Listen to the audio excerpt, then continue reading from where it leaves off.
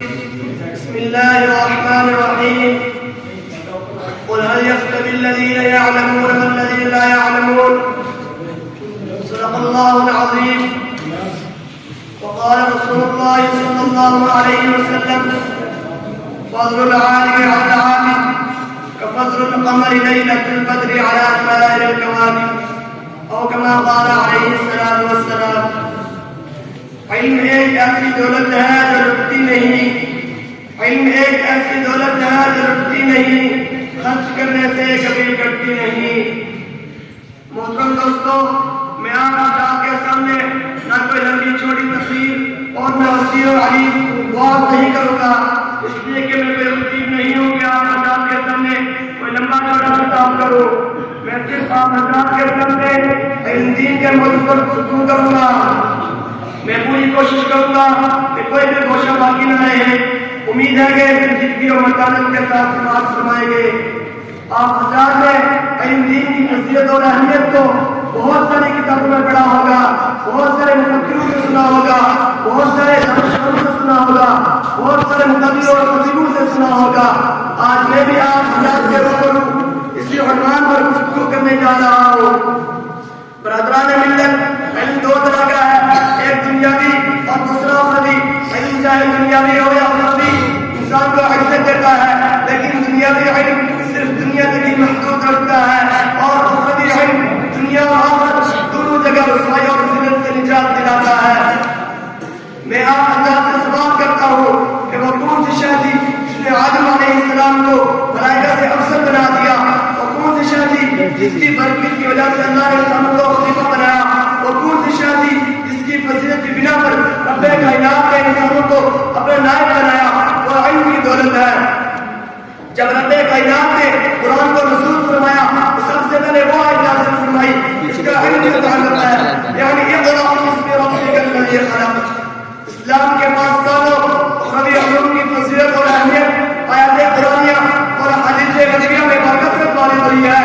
ارشاد باری تعالیٰ ہے: قل هل يستوي الذين يعلمون والذين لا يعلمون۔ ترجمہ: اے محمد آپ کہہ دیجئے کہ اہل علم اہل و جہل یکساں نہیں ہو سکتے، جس طرح توحید و شرک یکساں نہیں ہو سکتے، جس طرح رفاقت و عداوت ایک جگہ جمع نہیں ہو سکتے، جس طرح ہدایت و ظلمت برابر نہیں ہو سکتے، جس طرح حق و باطل یکساں نہیں ہو سکتے۔ اسی لیے توحید کی ضد شرک ہے، ہدایت کی ضد ظلمت ہے، حق کی ضد عداوت ہے، حق کی ضد باطل ہے۔ اور ایک قاعدہ ہے کہ اجتماعی ضدین مکانہ ہے، اس لیے کہ اہل علم اہل و جہل یکساں نہیں ہو سکتے۔ ایک حدیث شریف میں محسن انسانیت صلی اللہ علیہ وسلم نے ارشاد فرمایا: فضل العالم على العابد كفضل القمر ليلة البدر على سائر الكواكب۔ عالم کی فضیلت عابد پر ایسی ہے کہ جیسے چوبیس چاند کی فضیلت تمام ستاروں پر۔ برادران ملت، لیکن آج کے دور میں مسلمان اپنے بچوں کو اسلامی تعلیمات سے دور رکھتے ہیں اور کم سن بچوں کو افرنگی تعلیم دیتے ہیں۔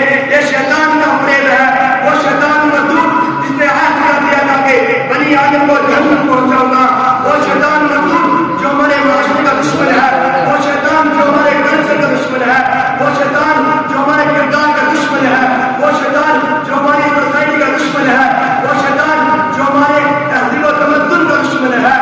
یہ شیطان ہمارا اصلی دشمن ہے۔ اپنے خوبصورت اور رنگین جان میں پھنسا کر ہمیں اسلامی تعلیمات سے دور کرنا چاہتا ہے۔ یاد رکھیں، اگر ہم اپنے کمسین اور معصوم بچوں کے خیر خواہ تو انہیں عالم دین بنائیں، اس لیے کہ محسن کائنات صلی اللہ علیہ وسلم نے ارشاد فرمایا: یستغفر للعالم ما فی السماوات والارض، یعنی زمین اور آسمان میں جتنی اشیاء ہیں وہ سب عالم کے لیے موجود کی دعا کرتی ہیں، عالم کے لیے کیڑے مکوڑے بھی دعا کرتے ہیں، عالم کے لیے ملائکہ بھی دعا کرتے ہیں، عالم کے لیے سمندر کی مچھلیاں بھی دعا کرتی ہیں، عالم کے لیے زمین اور آسمان بھی دعا کرتا ہے۔ لیکن اس کے باوجود مسلمانوں کا یہ حال ہے کہ ہم اپنے معاشرے کو داغدار کر رہے ہیں۔ چاہیے تو یہ تھا کہ ہمارا معاشرہ صحابہ کے معاشرے کے مانند ہوتا، ہمارا کردار صحابہ کے کردار کے موافق ہوتا، لیکن سب کچھ اس کے برعکس نظر آتا ہے۔